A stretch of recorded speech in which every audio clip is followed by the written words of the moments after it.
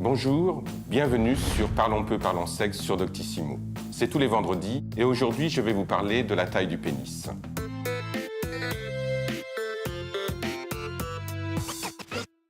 Quelle est, d'après vous, la taille moyenne d'un pénis en érection? Entre 13 et 15 cm ou entre 15 et 20 cm? La taille moyenne d'un pénis en érection est de 14 cm. C'est-à-dire que cela représente ceci.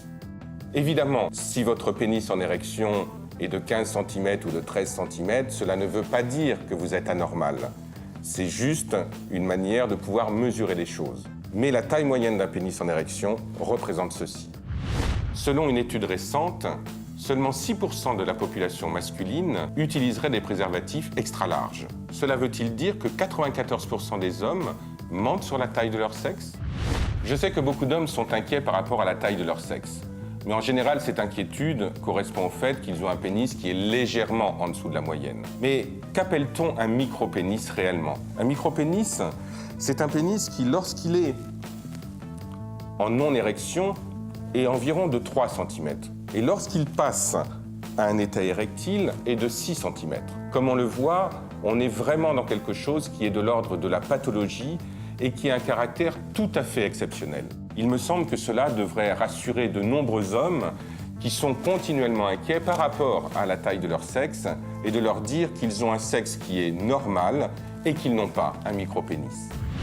Au cours de mes consultations, j'entends souvent les hommes me dire « j'ai un petit sexe, comment puis-je augmenter sa taille ?» Il est bon de leur répondre que l'augmentation de la taille du pénis est quelque chose qui nécessite une intervention chirurgicale et que cette intervention chirurgicale n'a lieu que lorsque l'on a un micro-pénis. Par contre, il est important de se méfier de tous les produits qui sont vendus sur Internet, que ce soit des hypertenseurs du pénis, que ce soit des crèmes également, qui donnent l'illusion qu'on va augmenter la taille de son pénis. En fait, c'est un peu comme la gonflette. On a l'impression qu'on a un sexe qui est plus grand qu'à l'accoutumée, mais à l'arrivée et au bout d'un certain temps, c'est l'effet inverse qui va être obtenu. Donc par rapport à ça, le meilleur conseil que l'on puisse donner aux hommes, c'est vous avez un sexe qui a sa taille, l'important c'est de s'en accommoder et d'apprendre à pouvoir s'en servir le mieux possible. Lors de mes consultations, beaucoup d'hommes également me posent la question « Est-ce que la taille du pénis a une influence sur le plaisir féminin ?» À cette question, la réponse elle est très directe et elle rejoint toutes les enquêtes qui ont été faites auprès des femmes.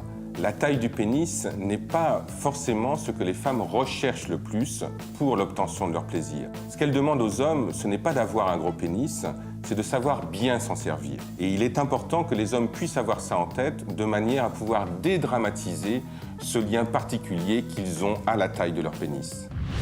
Pour agrémenter le sujet, je vous propose 2 livres. Un premier, Comment vivre avec un énorme pénis, qui est un petit livre fait de réflexion et de méditation autour de l'organe sexuel masculin. Et un second livre, The Big Penis Book, qui est un livre essentiellement visuel et qui est livré avec les lunettes 3D également.